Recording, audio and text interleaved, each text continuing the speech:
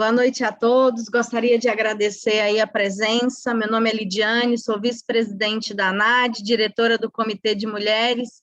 E hoje aí, finalizando o nosso Outubro Rosa, né, temos duas convidadas especialistas aí na área da LGPD aplicada na área da saúde.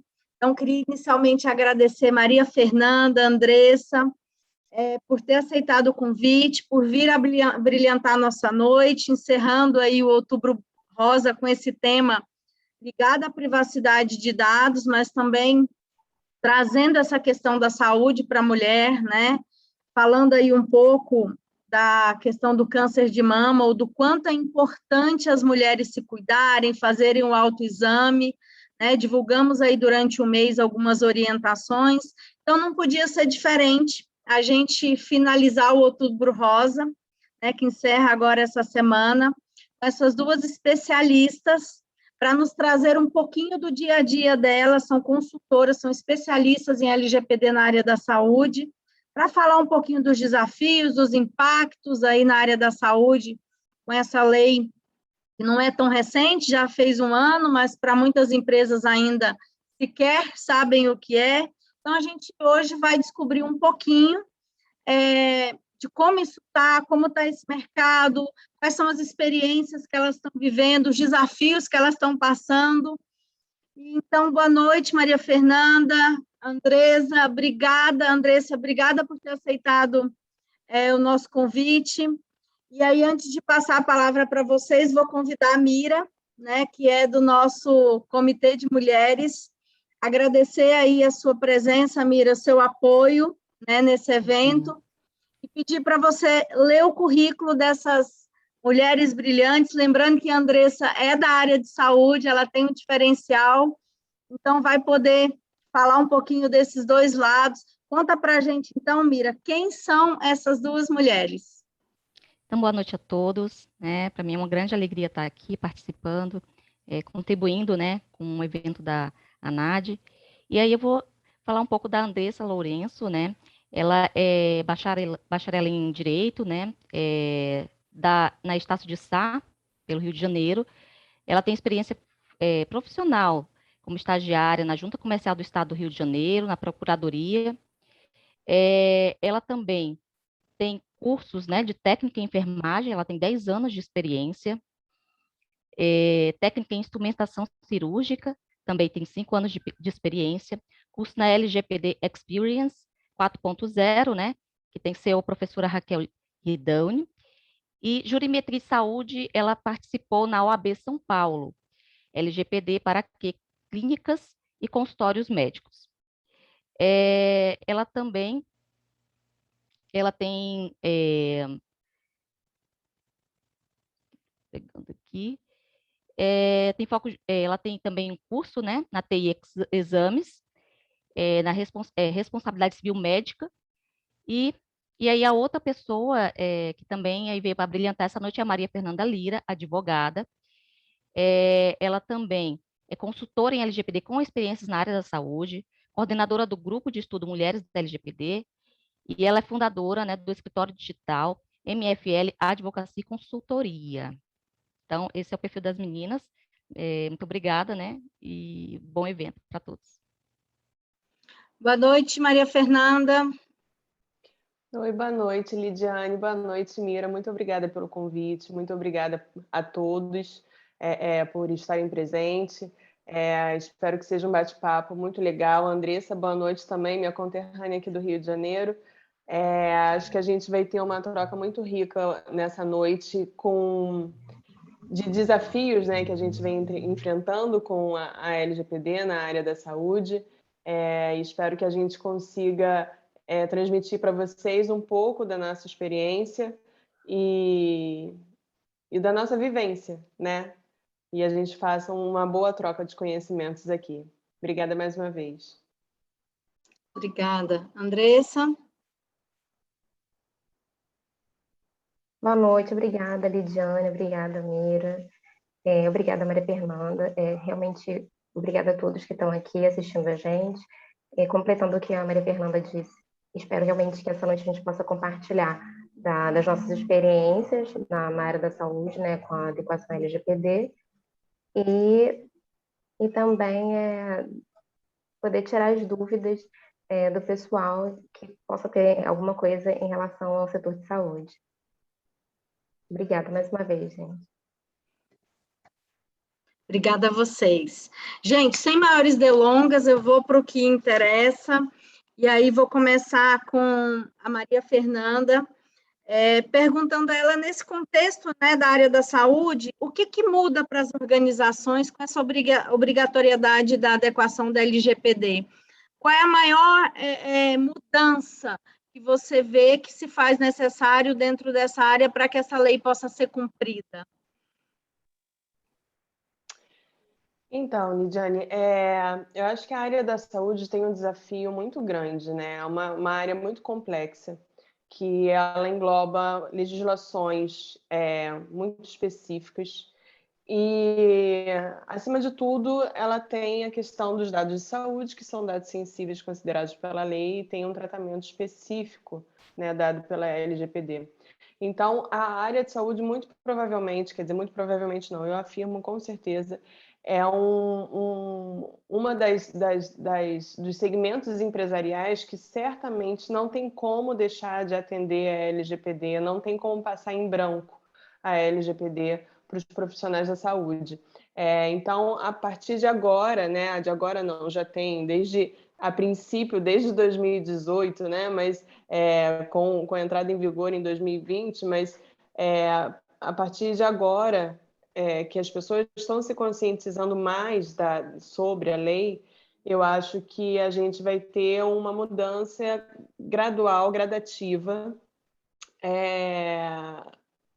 principalmente nessa área médica e de saúde, por envolver os dados sensíveis e dados que, por si só, envolvem um risco muito grande, né?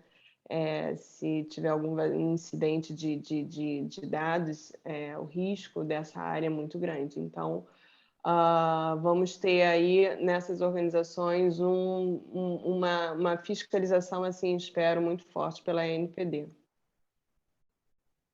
Andressa? O que eu posso dizer? A Maria Fernanda já falou tudo. Realmente, em relação à área da saúde, nós temos legislações específicas, né, já dentro da própria área, que já cuida exatamente do tratamento dos dados sensíveis que são realizados pelos profissionais de saúde ou entre as prestadoras de serviço de saúde.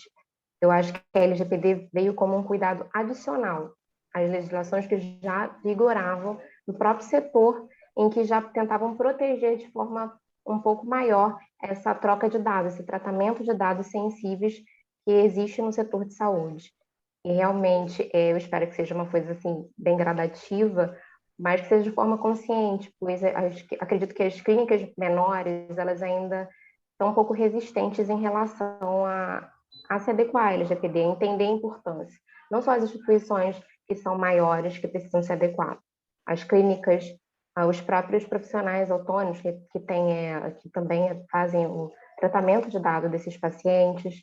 Então, eu espero que aos poucos as instituições e os profissionais vão se conscientizando para que esse tratamento seja realizado da melhor forma possível, protegendo essas informações dos pacientes. Obrigada.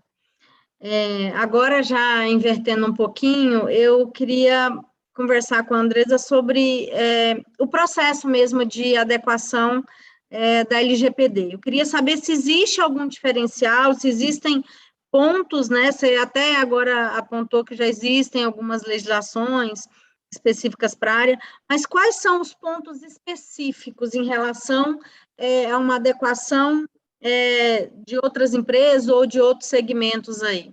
Quais são o grande diferencial? Pois é, como eu apontei já anteriormente, o grande diferencial é esse tratamento de dados sensíveis. Mas eu vou tentar dar um exemplo para ficar mais fácil. Por quê? Ao realizar um atendimento, quando vamos buscar um atendimento num hospital, a gente não vai pensar que a gente só vai coletar os dados sensíveis, nós fazemos coletas de outros dados pessoais para realizar esse atendimento. Então, o primeiro atendimento pode ser que não esteja a necessidade da coleta dos dados sensíveis. Porém, isso não quer dizer que o cliente ou o paciente, ao receber esse atendimento, ele não necessite de uma informação transparente, clara e objetiva sobre a coleta desses dados.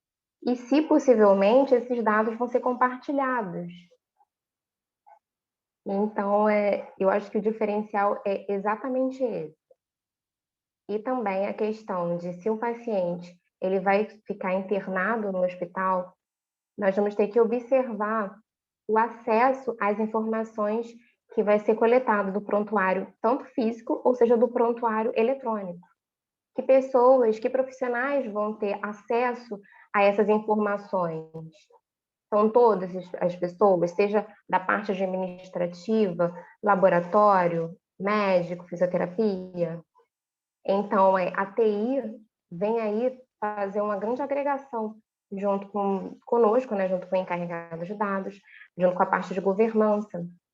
Pois é muito importante tentarmos restringir os acessos. Só quem tiver acesso realmente, quem tem a necessidade de lidar com o atendimento do paciente de forma imediata. Eu acho que esse é um diferencial muito grande na hora de tratar os dados, e a TI ajuda bastante. É um parceiro muito grande, né, nesse momento.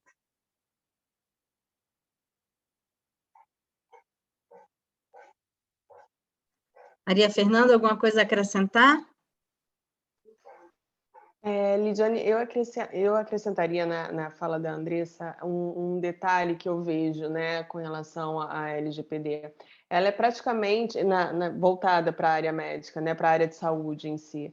Ela praticamente engloba a LGPD inteira. A gente vai do artigo 1º até, não sei, o artigo 51, né, quando termina nas boas práticas.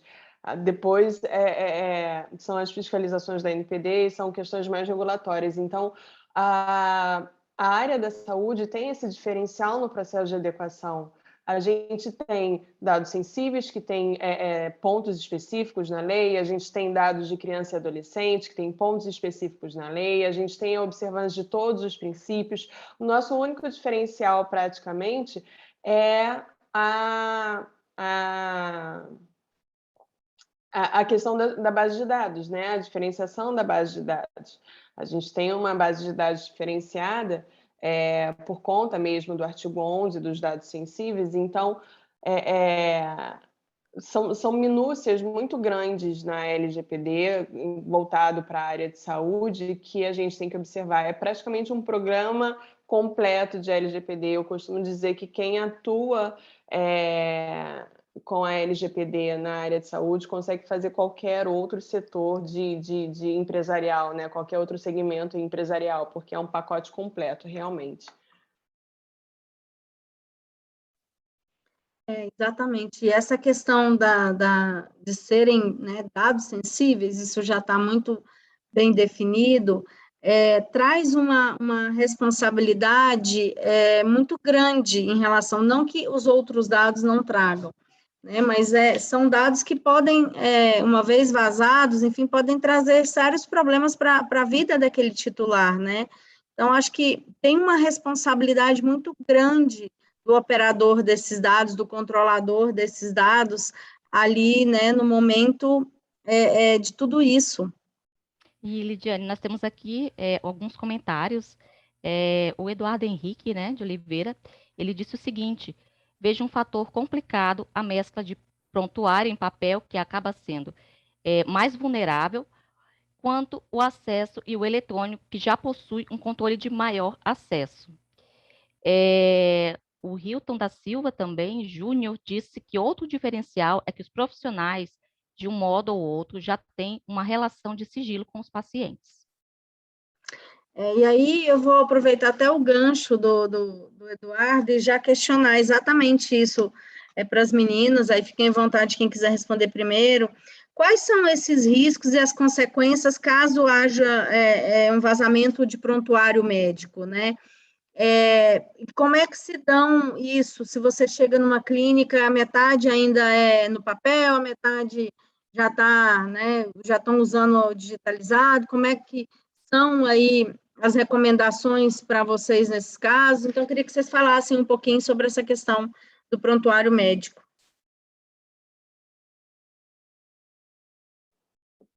Eu posso falar? Eu faço a adequação de uma clínica de psiquiatria aqui no Rio, que eles não têm um prontuário eletrônico, é 100% prontuário físico. E no dia do mapeamento, que eu fui fazer um mapeamento no plantão, é uma salinha, né, que atende os pacientes, e aí no plantão tinha um prontuário numa estante, com pessoas entrando e saindo, né, e pessoas internadas com visíveis problemas, né, psiquiátricos entrando e saindo, que eu comecei a ficar mega nervosa, mas a questão do prontuário físico, né, ela tem, ao meu ver, um risco tão grande quanto um prontuário eletrônico. Talvez um pouco maior, né? Porque hoje em dia a tendência é a tecnologia, né? É o eletrônico, que tem os seus riscos também, se não tiver um processo de adequação e se não tiver com a segurança adequada. Ali a gente viu dentro daquela sala que não existia uma segurança adequada àquele prontuário. Né, a gente tem um estudo que eu peço desculpas por não dizer qual a origem, porque me falha a memória, mas existe um estudo que 60% dos casos de vazamento de dados são decorrentes de falha humana.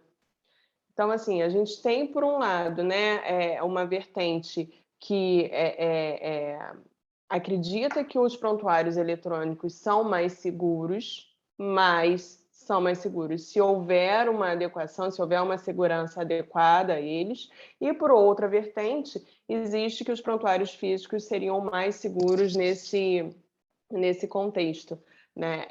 O prontuário eletrônico é uma tendência, é fato, não tem como, né? Muito provavelmente daqui a um tempo é assim que a gente vai estar sendo atendida. Mas a questão da segurança, para mim, tanto num quanto no outro, riscos são tão elevados quanto, né? Não sei se eu respondi de acordo com a ponderação foi o Hilton. O Hilton Eduardo. e o Eduardo também comentou, inclusive agora, ele complementou, né, dizendo que sim, o eletrônico se torna mais vulnerável, pois normalmente cria uma senha única para todos os funcionários do setor usarem o computador e o sistema.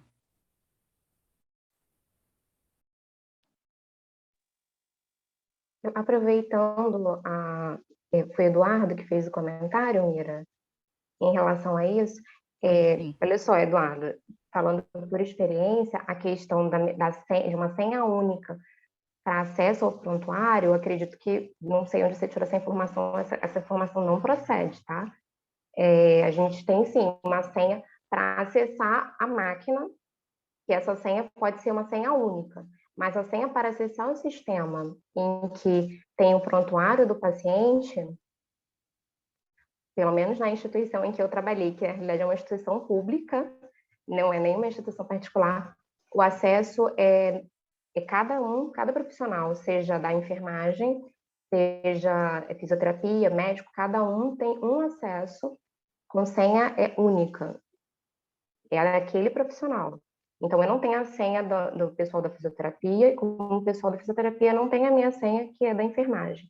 E os diagnósticos, a parte do histórico do paciente, também eu não tenho como ter acesso, né, se for técnica de enfermagem, eu não vou ter acesso ao que o médico tem acesso. Exatamente por quê? Porque não há necessidade. Se eu não posso diagnosticar o paciente, qual é a finalidade de eu ter acesso a uma informação mais específica? E eu acho que isso é um cuidado bem importante na hora de proteger esses dados.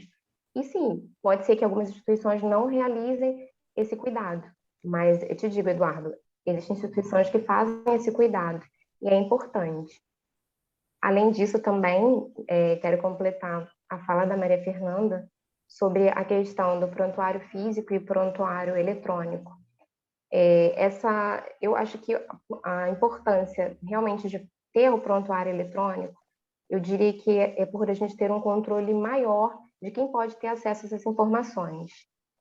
E muitas das vezes, durante procedimentos, se a gente tem um prontuário físico, esse prontuário físico pode estar ali no meio de uma mesa, e no entrar e sair, alguém pode ter acesso, alguém pode tirar fotos e fazer algum tipo de anotação em alguma outra folha, em que, infelizmente, na parte física, pode ser que a gente não tenha como ficar protegendo o tempo todo aqueles dados.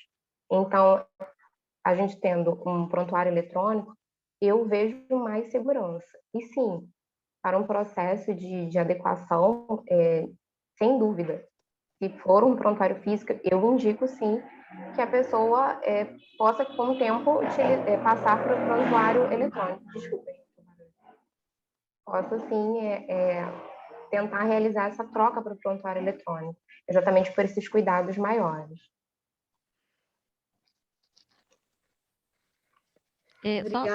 Só para complementar, desculpa, Lidiane, cortar, é só para dar aqui mais um complemento, né? Que o Eduardo falou que isso onde ele trabalhou usavam dessa forma. E aí ele, depois que mostrou os riscos, eles aceitaram a mudança. E aí o Hilton aproveitou e também comentou aí de um vazamento de dados, né? Que, como vocês mesmos comentaram, pode realmente acontecer um vazamento, que foi no Centro de Psicoterapia, né?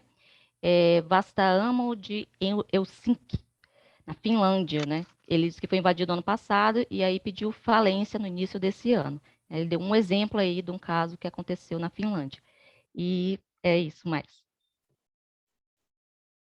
Obrigada, Mira. Maria Fernanda, eu queria que você falasse um pouquinho quais são os cuidados relevantes na hora de escolher as bases legais, né? O profissional que está atuando aí na área de saúde, ao tratar os dados no setor de saúde. Então, como se dá a escolha dessas bases legais? Quais são as bases legais que geralmente são mais utilizadas? Se existe ali alguma precaução, alguma observação na utilização dessas bases legais? Então, Lid, por a gente tratar de dados de saúde, né, dados sensíveis, a gente tem que observar o artigo 11 da lei, né? E ali tem um rol limitado de bases legais. A gente tem ali um rol, enquanto o consentimento, né, tem a mesma hierarquia que os demais, quando a gente fala de dados comuns, quando a gente fala de dados sensíveis, o consentimento ele acaba sendo a regra por esse artigo 11. Mas a área da saúde ela tem legislações muito específicas, né, que fazem com que a obrigação legal seja muito aplicada também. Então, a gente tem que tomar muito cuidado para não fazer com que o consentimento realmente seja a regra, né? E observar tanto a questão da obrigação legal quanto a base da tutela da saúde, que são os dois, para mim, obviamente, é caso a caso, né? Não é receita de bolo, cada clínica tem especificações diferentes, mas essas bases legais, né, do consentimento, da obrigação legal e da tutela da saúde são as bases que mais usuais dentro do rol do artigo 11 da LGPD. Então, assim, dos programas de adequação que eu fiz até hoje, basicamente, a utilização foi dessas três bases.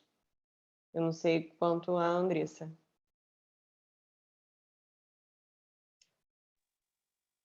Complementando aqui, Maria Fernanda, você está certíssima. Realmente, eu acredito que o consentimento, embora realmente se torne praticamente uma regra no sentido de ter, né, esse consentimento para tratamento de dados da saúde, apesar disso, temos sempre que observar as outras bases legais e realmente, para mim, a tutela da saúde e a obrigação legal, né, regulatória, é a mais utilizada. As três, diria as três. Claro, as pessoas também não podem confundir, digo, o próprio profissional, eles não podem confundir, porque também tem as legislações específicas, os termos de consentimento específicos para procedimentos e o próprio contrato também com o paciente, dependendo se for no consultório médico. Então, assim, não podemos confundir nesse sentido, mas para a obrigação legal e regulatória, o consentimento e a tutela de saúde também é o que eu mais uso. Obrigada. Mira, eu sei que tem perguntas, mas eu vou fazer a próxima, porque aí a gente já depois fecha com esses questionamentos. E aí, aproveitando principalmente a Andressa tocou muito bem sobre a questão do termo de consentimento, eu queria que vocês destacassem alguns pontos de atenção que o profissional de LGPD, né, no momento ali que está auxiliando as clínicas, os hospitais, enfim, a área de saúde como um todo, deve ter. Quais os pontos de atenção para a elaboração desse termo de consentimento quando a gente se refere à área de saúde?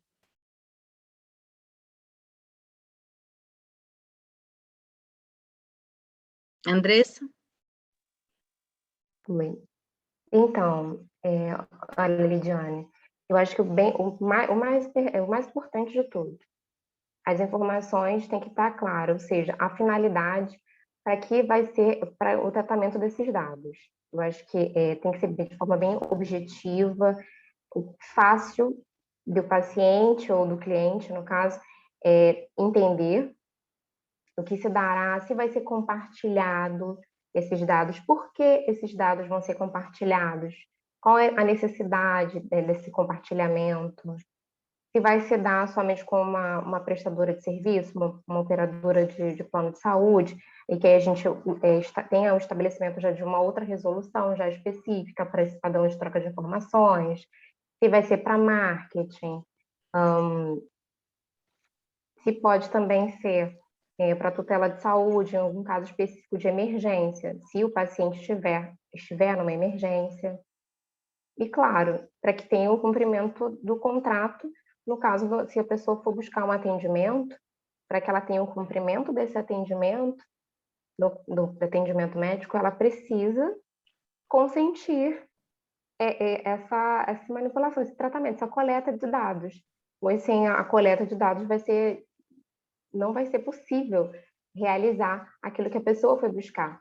Mas e sim, sempre colocando ali, mostrando que o consentimento é revogável, mostrando a questão de, caso o paciente precise ou queira mudar de médico, mudar de atendimento clínico, ele pode perguntar, ele pode solicitar as informações que estão ali daquele prontuário dele, durante algum período que ele ficou em tratamento. Ele pode questionar o que pode ser realizado, o que foi realizado. Eu posso levar comigo essas informações? Vocês vão guardar essas informações, no caso de eu não levar ou levar? Então, isso eu acho que é até um ponto bem específico, essa questão do paciente querer mudar de consultório médico ou querer exclusão das informações, no caso de um prontuário médico. A gente pode excluir essas informações? Será que podemos excluir essa base de dados desse prontuário? Então, assim, eu acho que esse é um grande questionamento, um grande cuidado na hora do profissional realizar tanto a confecção do consentimento, quanto esse projeto de adequação dessa clínica ou dessa instituição. Não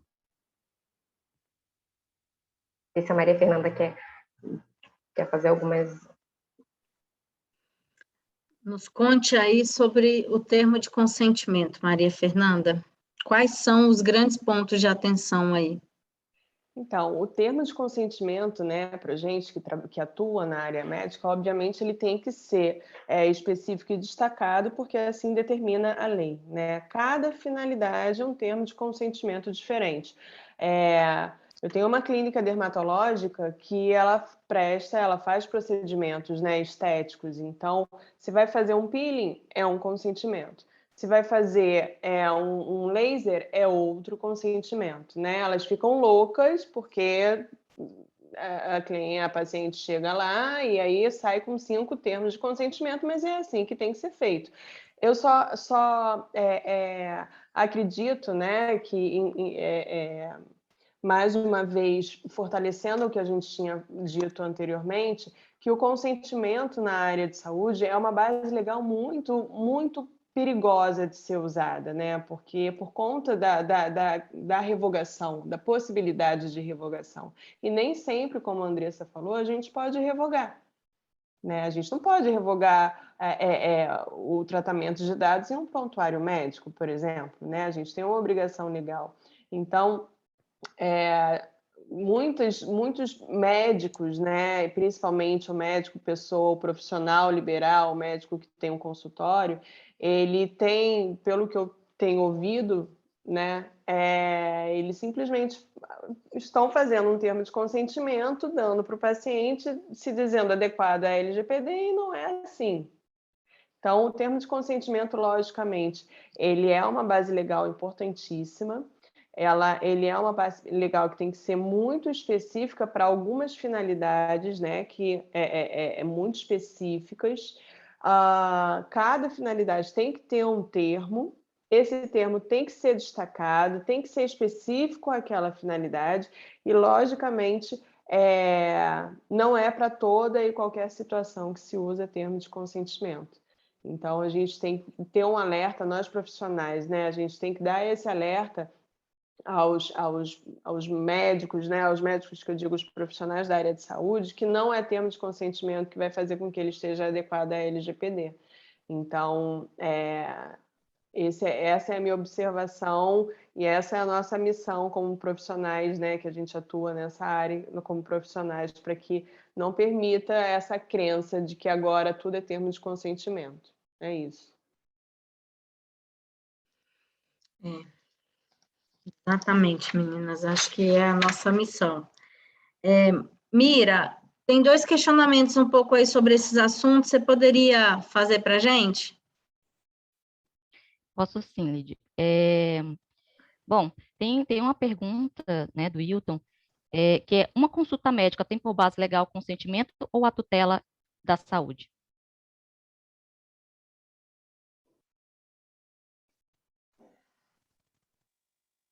Pode falar. Hilton, deixa eu te falar, a tutela de saúde, ela normalmente ela é usada no caso do profissional que precisa, às vezes, de utilizar para risco iminente. Então, eu diria que se o paciente foi ao consultório, primeiramente, ele vai assinar o termo de consentimento. Se ele realizar um procedimento, vai ter que ficar claro naquele termo de consentimento que procedimento que vai ser realizado, por que vai ser realizado aquele procedimento, se vai precisar realizar algum exame, se esse exame ele vai ser compartilhado com algum prestador de serviço, tá? Mas a proteção, a tutela de saúde, ela tem que ser utilizada em momentos bem específicos. No caso de um atendimento para uma consulta que não é emergencial, é uma consulta ambulatorial, eu não indicaria a tutela de saúde. Indicaria, sim, o consentimento. Tem uma outra pergunta aqui, que é do Rodrigo, e aí ele pergunta: numa clínica, que hipótese legal usar para tratar os dados dos médicos?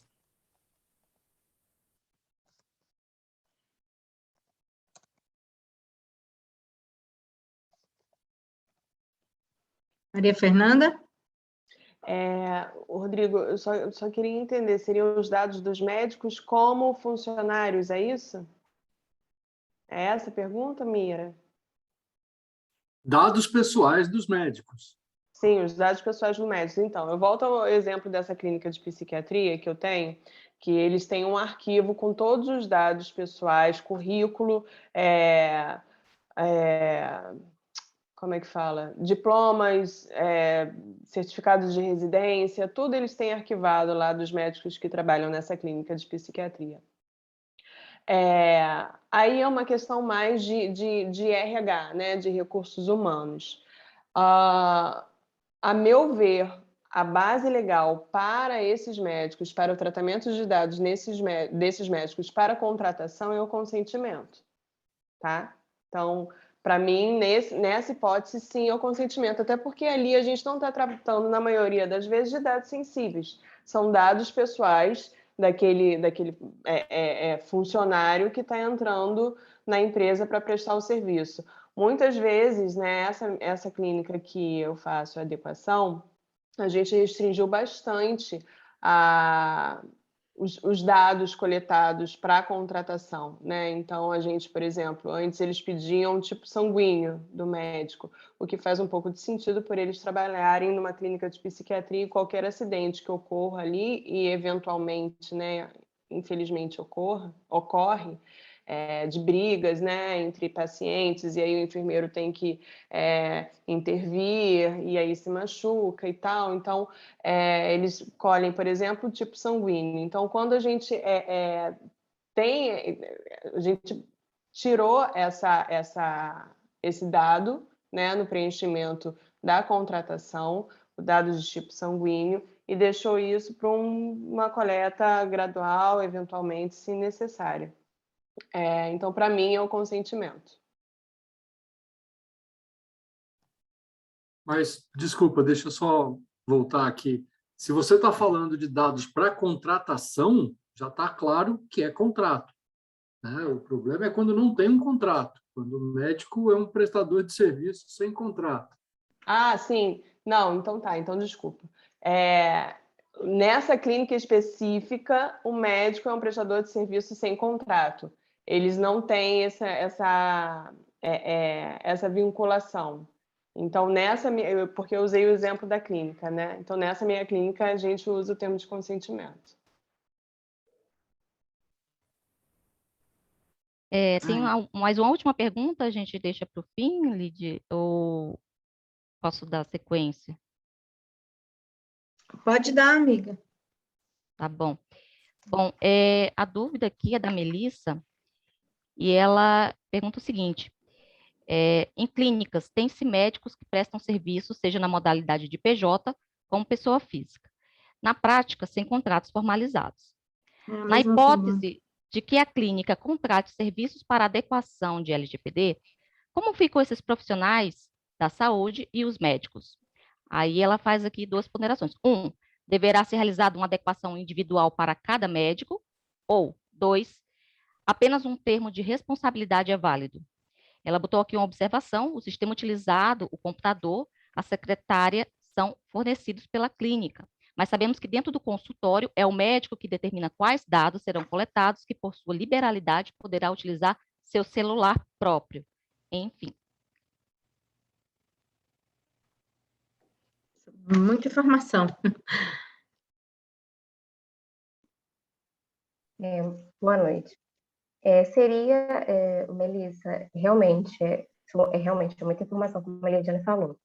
Teria que ser uma coisa assim um pouco mais específica, até porque, por exemplo, você citou que o médico ele pode ter acesso ao celular dele e pode compartilhar esses dados, entre aspas, mesmo que não seja regulado ou não pela LGPD, ele não pode fazer o compartilhamento desses dados, pois o Conselho Federal de Medicina ele já restringe o compartilhamento entre os próprios profissionais de saúde, seja até mesmo para diagnóstico. Além disso, também temos outras resoluções que proíbem o compartilhamento do prontuário ou ficha médica do paciente, mesmo que o paciente tenha assinado o termo de consentimento. Para isso, ainda teria que ser pedido outro consentimento para esse paciente para realizar essa troca de informações e se provando a necessidade, no caso aí entraria sim a tutela de saúde, pois entraria a questão do diagnóstico do paciente, a necessidade de um tratamento diagnóstico para realizar essa coleta e esse compartilhamento de informações entre profissionais de saúde ou entre instituições. Entende, Melissa? E se, respondendo para o começo, essa já é a parte da questão do compartilhamento em relação ao celular.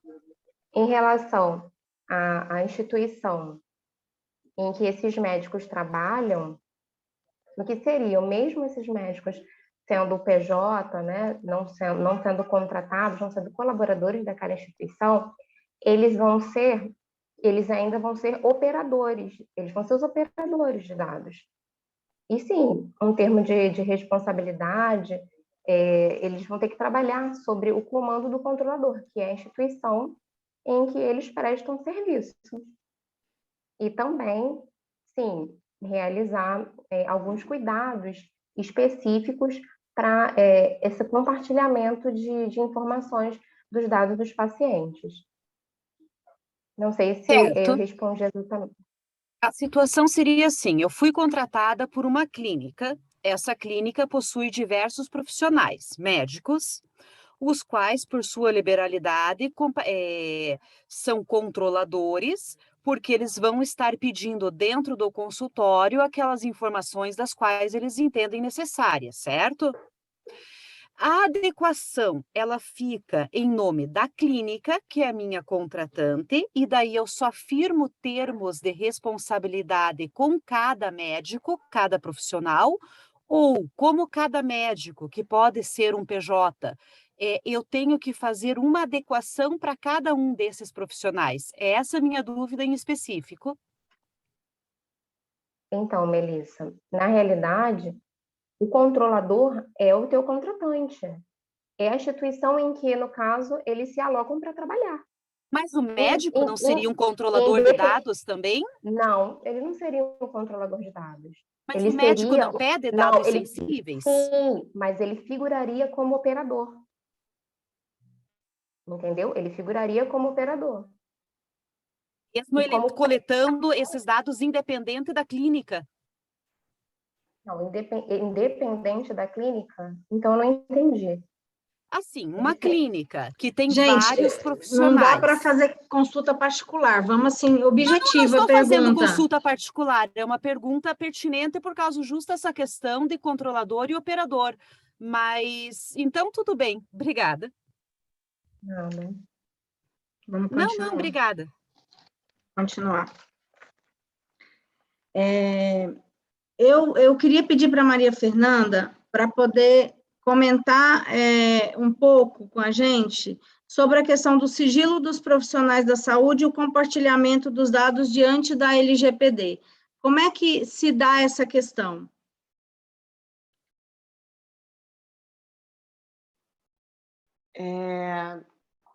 Então, é uma questão muito delicada, né? O sigilo dos profissionais, ele diz respeito à confidencialidade das informações, né? Ela praticamente está relacionada à não divulgação das informações a terceiros, ao mesmo tempo que a gente, né, nós advogados, temos essa obrigação de sigilo, os médicos também têm. Então, na verdade, não existe um conflito entre o sigilo profissional e o compartilhamento. Logicamente, o compartilhamento ele é permitido desde que haja uma obrigação legal para isso, né? Ou até mesmo ele é permitido o compartilhamento de dados de pacientes, que inclusive o Conselho Federal de Medicina, né, ele permite esse compartilhamento, desde que seja entre equipe multidisciplinar, para garantir a prestação de serviços de saúde, para garantir assistência médica, inclusive em relação a diagnóstico, a diagnose e a terapias, né? O médico ele também pode compartilhar, isso é permitido pelo CFM, dados de paciente entre médicos e pacientes, né? Ele também pode, entre médicos e médicos, para tirar dúvidas, né? Para enviar dados, tirar dúvidas e tudo mais. Também é permitido esse compartilhamento com o corpo clínico de uma instituição em grupos fechados de WhatsApp ou Telegram, né, nessas plataformas. Lembrando sempre da importância de se fixar nesses grupos um aviso de privacidade e a responsabilidade na hipótese de compartilhamento, né? Também tendo cuidado, quando desse compartilhamento, de não fazer piadas, comentários engraçadinhos e tudo mais. Então, o compartilhamento, esse conflito que existiria entre o sigilo profissional e o compartilhamento, ele deixa de existir se isso for para benefício e para o interesse do paciente.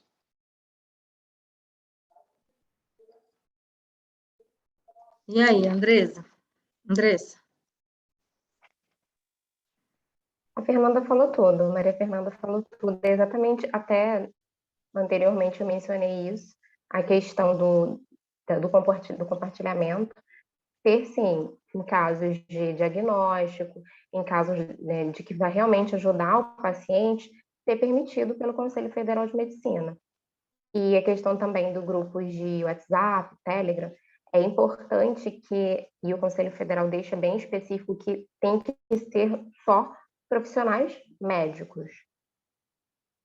Se é um grupo de médicos, vou compartilhar aquilo ali porque eu estou com dúvida de um diagnóstico, aí eu vou e coloco uma imagem ali, uma tomografia, algum exame específico para compartilhar com outro colega, que aquele grupo só tem acesso profissionais realmente que sejam médicos também da área. Então, assim, além do aviso da privacidade, do comprometimento com o compartilhamento dessas informações, é importante que o próprio profissional responsável por aquele grupo entenda que só pode realmente ser aquele compartilhamento médico para informações que ajudem o paciente durante a sua estadia naquela instituição ou do tratamento realizado por aquele médico.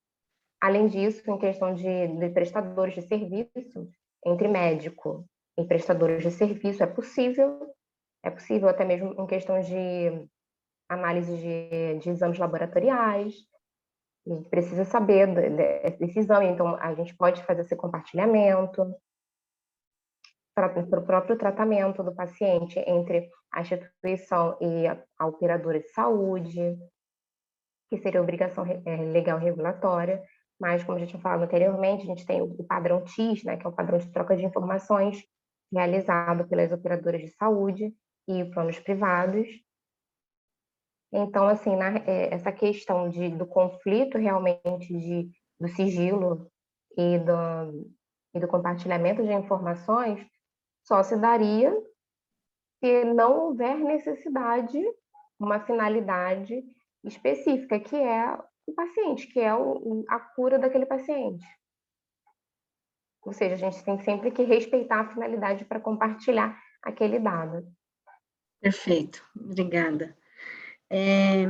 Eu queria que vocês falassem um pouquinho, meninas, sobre os principais cuidados aí, principalmente uma área que avançou muito em razão da pandemia, que é a telemedicina, né? Se é um risco maior, se não é. Queria que vocês abordassem um pouquinho os principais cuidados e pontos de atenção aí no uso da telemedicina pelos profissionais da área de saúde.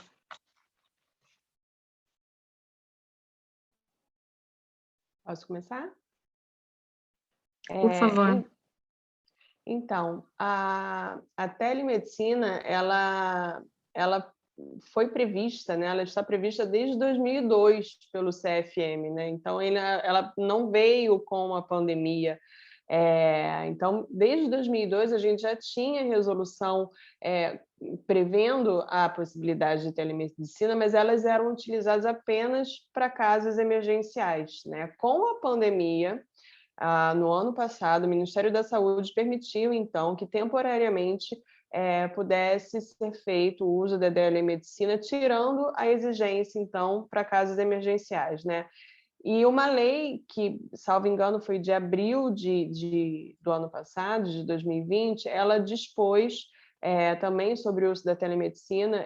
Se precisarem, depois eu forneço o número da lei, eu não tenho ela de cabeça, acho que é 13.898, algo assim, mas se precisarem eu forneço depois.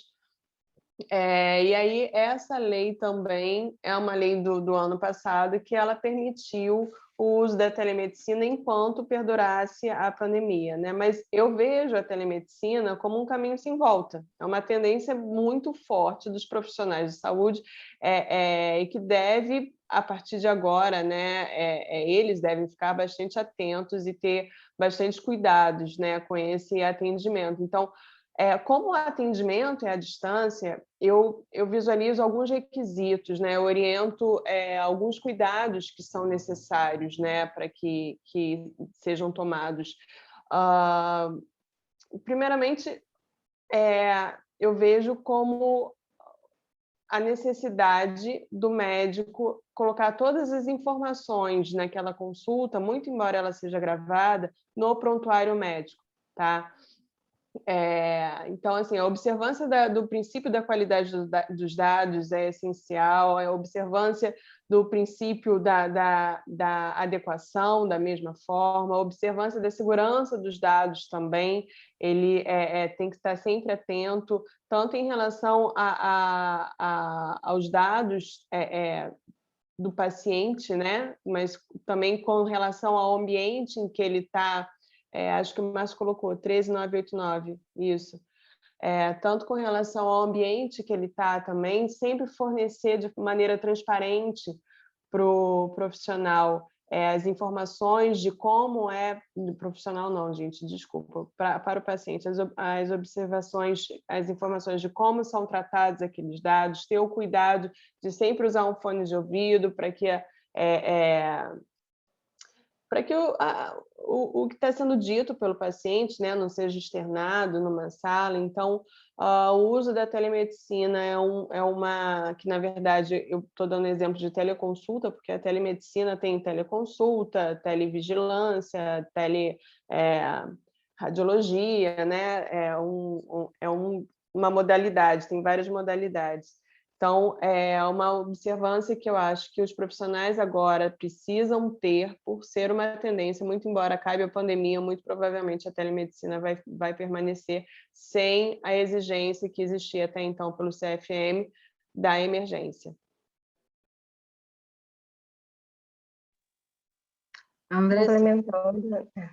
Complementando o que a Maria Fernanda falou em relação à telemedicina, realmente a gente reforça a ideia do cuidado, né, do acesso a esses documentos que podem, para garantir que só as pessoas autorizadas têm acesso a essas informações do paciente.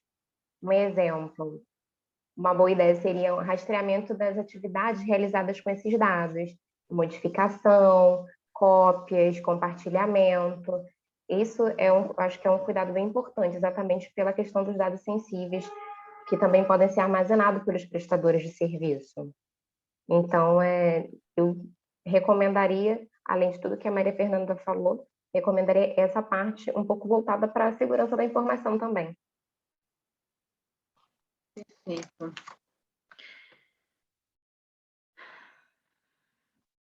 Estamos quase já chegando ao nosso final aqui, mas eu ainda queria que vocês comentassem 2 pontos. Um deles é sobre a importância do encarregado de dados nessas instituições de saúde, né? Qual o papel, qual a importância, o que é de primordial para que esse profissional possa exercer essa função na área da saúde.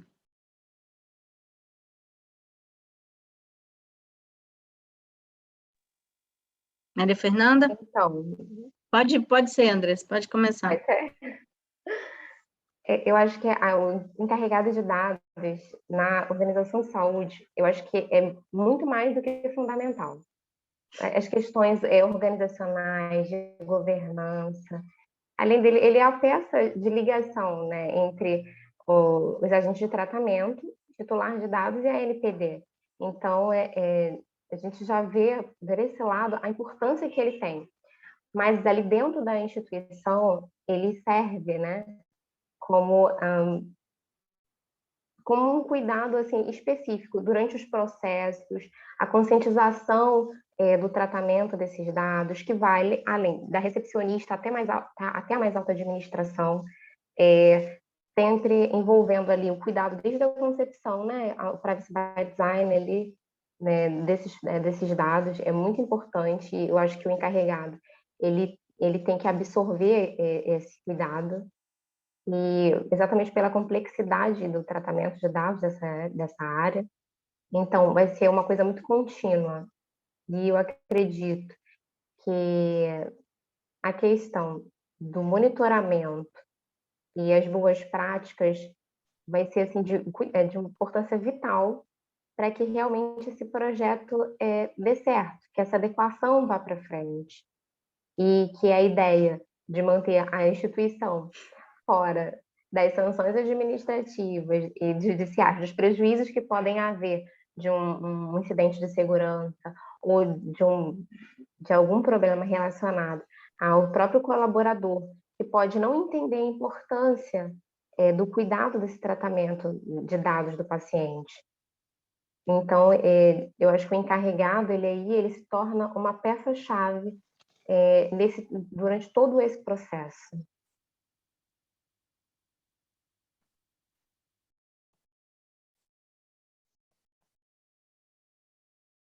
Maria Fernanda? Lídia, concordo com a Andressa, é uma peça fundamental e indispensável. A gente teve a resolução há pouco tempo da NPD com relação às micro e pequenas empresas, né? E aí teve todo o questionamento de quando, em quais hipóteses poderiam estar dispensados o encarregado de dados, e eu visualizo que a área da saúde muito provavelmente não vai ter como dispensar totalmente. Isso eu às vezes eu faço umas promessas porque eu fico com um pouco de receio, mas eu rasgo a minha carteira se a NPD, minha carteira da OAB, se a NPD vier dispensar o encarregado de dados na área da saúde. Então, estou fazendo promessa aqui, ficando um pouco receosa, né? Porque da NPD a gente espera um pouquinho de tudo, mas eu acho que é uma peça fundamental, como a Andressa falou. Não tem como ter a dispensa do encarregado na área de saúde, ainda que seja um profissional liberal, né? A NPD vai ter que verificar como vai tratar essa questão, né? E, de qualquer forma, o trabalho fundamental do encarregado, como ela bem disse, é o monitoramento, é a conscientização, é esse trabalho diário, né? O trabalho de formiguinha, estando lá e verificando e monitorando, e sempre tentando impor e pôr boas práticas numa instituição. Meninas, aí finalizando, né? Já estamos aqui com 1 hora de eventos. Eu queria que vocês, com toda a experiência com que vocês têm vivenciado, deixassem as últimas considerações, colocando como as instituições da área de saúde devem se preparar, então, né, para esse novo cenário, com a NPD já formada, com as sanções já valendo, né? Então, como a área da saúde precisa se preparar para a lei, para esse novo cenário agora?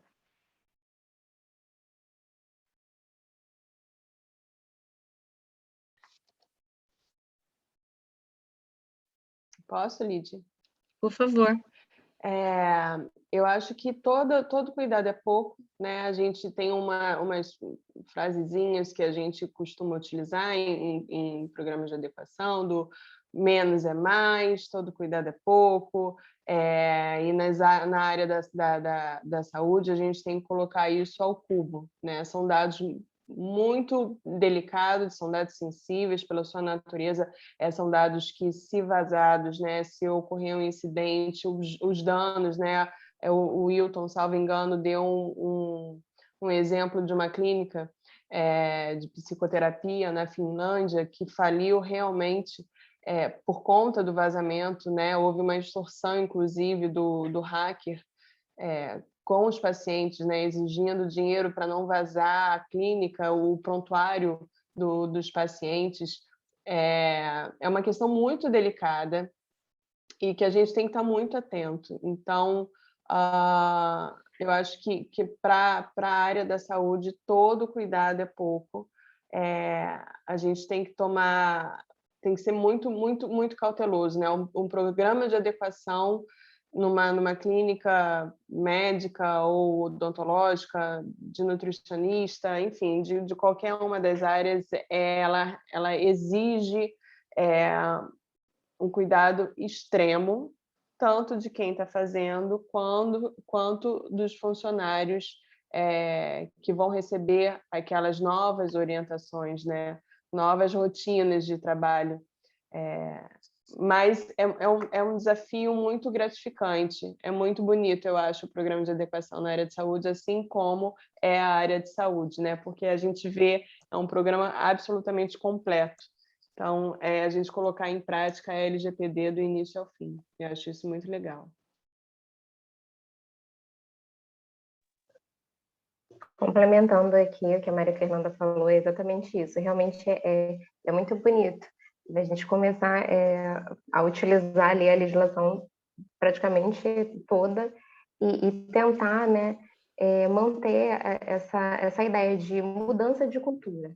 É mudar realmente a forma de pensar, né, uma política, criar uma outra política de segurança, é criar a ideia de manter esses dados seguros, de tentar fazer uma melhor coleta, uma coleta realmente em que haja necessidade, e havendo essa necessidade, a gente manter aqueles dados da melhor forma possível e sempre entender que a segurança ali dessas informações não só é só a LGPD, né? Realmente é a questão de você estar cuidando ali de uma pessoa, você está cuidando de um outro ser humano, você está cuidando de alguém, de um familiar de uma pessoa, alguém está depositando confiança em você também. Então, eu acho que eu tenho essa ideia, né? Talvez seja meio não tão profissional, mas se a gente pensar um pouco de forma pessoal, sempre que a gente for realizar um trabalho, eu acho que ele pode dar muito mais certo, né? Porque a gente cuida das nossas coisas pessoais sempre com muito apreço.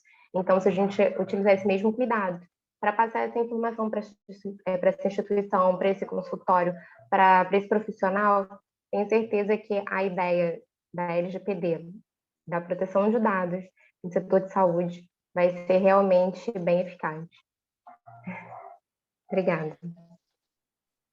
Meninas, Maria Fernanda, Andressa, muito obrigada pela disponibilidade, pelo tempo de vocês, por vir aqui essa noite nos enriquecer, né, com tanto conhecimento, compartilha aí, tanto dos desafios quanto dos impactos, né, que a área da saúde sofreu com a LGPD. E aí eu queria que vocês fizessem as considerações finais, Maria Fernanda deixar sua rede social, onde você pode ser encontrada, Andressa também.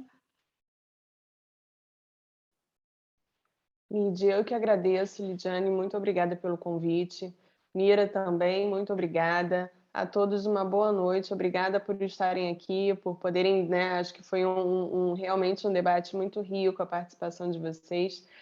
Obrigada, Andressa, pela troca, né, a troca de experiência, a troca de conhecimento, muito obrigada mesmo. As minhas considerações é que eu acho que a área da saúde, né, ela tem uma missão maior ainda, que não é só cuidar da saúde, mas cuidar da privacidade dos pacientes. E a LGPD veio para exatamente isso agora, quase, né, faltando muito pouco para ser um direito fundamental. Então, além da saúde como direito fundamental, a gente também tem a privacidade e a proteção de dados agora na mão dos nossos médicos, dos nossos profissionais, para eles cuidarem e estarem atentos a esse detalhe também. Obrigada a todos, gente. Uma boa noite. Você perguntou, o meu Instagram é MFLADV, MFL de Maria Fernanda Lira, ADV de advogado. Tá? Muito obrigada, gente. Boa noite. Boa noite. Andressa? Eu quero agradecer a todos pela participação, pelas perguntas e por estarem assistindo a gente até aqui. Quero agradecer também pela troca de experiências com a Maria Fernanda, a oportunidade também, através da Lidiane. Mira, também, muito obrigada.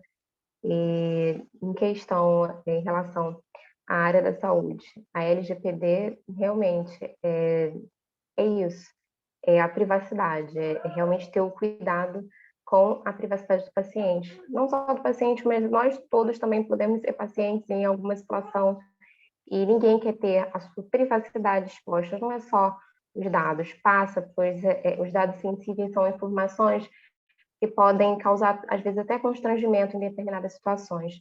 Então, esse cuidado adicional, né, que, se Deus quiser, vai ser um direito fundamental, vai ser uma responsabilidade maior ainda do que já é da proteção à vida, né, na cura, em que esses profissionais tomam a responsabilidade, tomam aquela linha de frente. Então, eu diria que vai ser realmente mais um desafio para esses profissionais e para nós também, estamos trabalhando com esses projetos. Em relação às redes sociais, o meu Instagram é Direito Tecnologia _34 e também podem me encontrar no LinkedIn lá, Andressa Lourenço.